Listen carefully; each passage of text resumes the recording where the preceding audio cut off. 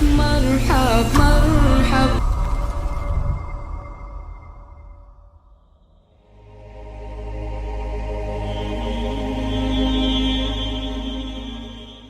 Kejadian ini terjadi ketika di zamannya Bani Israel.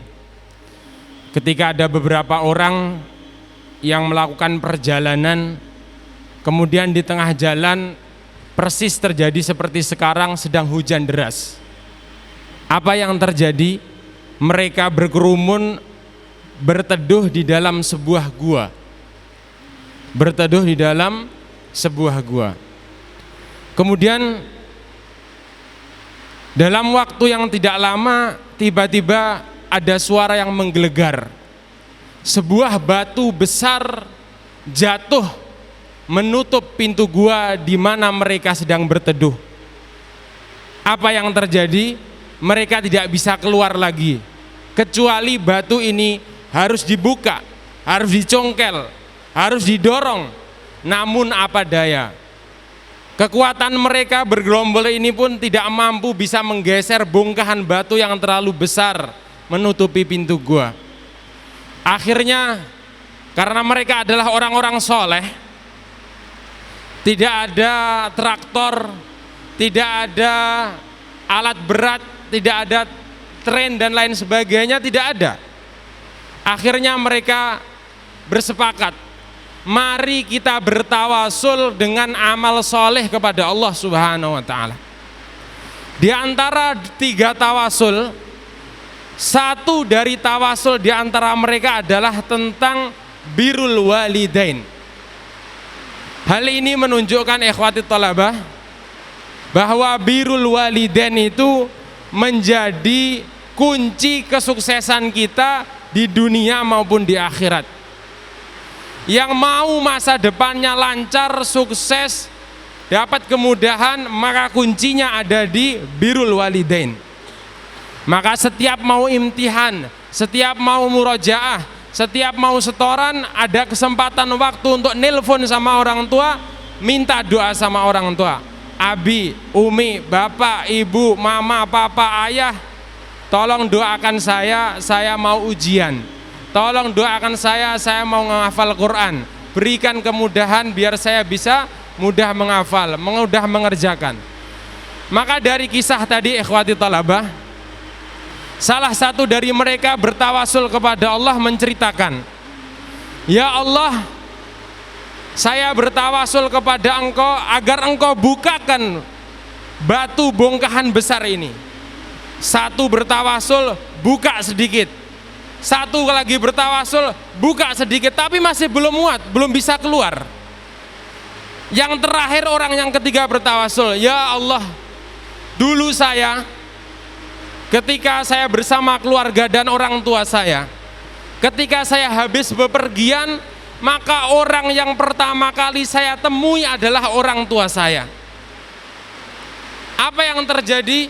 Saya selalu menyiapkan susu, saya selalu menyiapkan minuman untuk kedua orang tua saya sebelum istri dan anak-anak saya minta. Ya, walaupun anaknya sedang merengek-rengek menangis minta, tetapi dia lebih mengutamakan, lebih mendahulukan untuk melayani orang tuanya. Dan pada waktu itu apa yang terjadi? Mendapati orang tuanya sedang terlelap tidur. Akhirnya apa? Minuman yang telah disiapkan dia sabarkan, ditunggu sampai orang tuanya bangun dari istirahat, baru diberikan kepada orang tuanya. Di saat yang sama anaknya nangis pengen minum yang sama, minuman susu itu. Tetapi kata ayahnya, bukan, nanti kamu nanti ini untuk orang tua saya dulu, untuk kakek sama nenekmu dulu. Baru setelah bangun diberikanlah air minum susu tadi itu untuk kepada kedua orang tuanya. Maka apa? Dengan tawasul amal soleh ini tadi, pintu gua yang tadinya tertutup dengan bongkahan batu yang sangat besar bisa tergeser dengan sendirinya kuasa Allah karena bertawasul apa? Dengan birrul walidain. Suara hujan sudah semakin kencang ya. Ya Allahumma ja'alhu shayban nafi'an.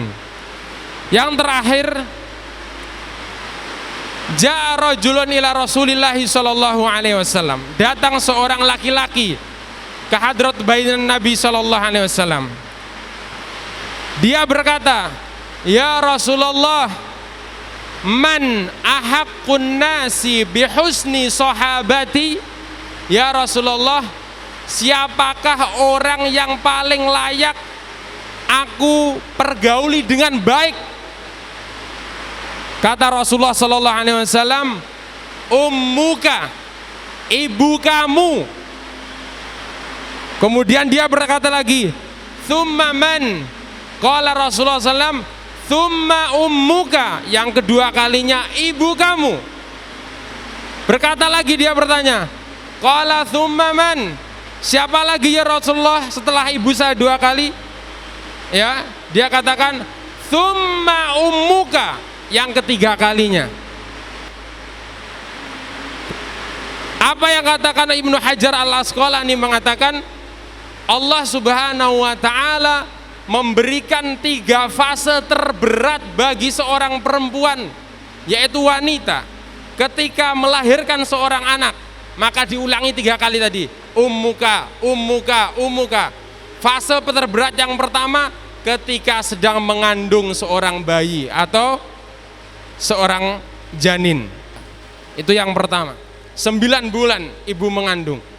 Ketika istri saya melahirkan, ini cerita saja, saya tuh selama menikah belum pernah menangis ya.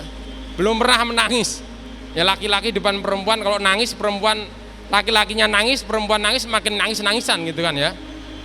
Saya berusaha laki-laki untuk tidak menangis. Tetapi ketika istri saya melahirkan anak pertama saya, bagaimana lihat perjuangannya, mata ini tidak terasa menetes basah melihat perjuangan istri kita, ibu kita melahirkan. Banyak tempat, banyak kejadian ibu kita meninggal, kita masih hidup. Yang penting anak saya masih hidup, tapi saya meninggal nggak apa-apa. Yang penting bayi saya terselamatkan, ibunya berjuang. Maka Rasulullah Shallallahu Alaihi Wasallam manusia terbaik sudah ditinggal yatim oleh ibu dan bapaknya. Itu fase yang kedua, hidup dan mati. Selesai di situ? Tidak. Ummuka yang ketiga adalah seorang ibu akan menyusui, ya, memberikan susu kepada anaknya selama 2 tahun kalau dia mau menyempurnakan. Jangan lupa untuk subscribe channel YouTube Kafila TV ya kawan. Assalamualaikum.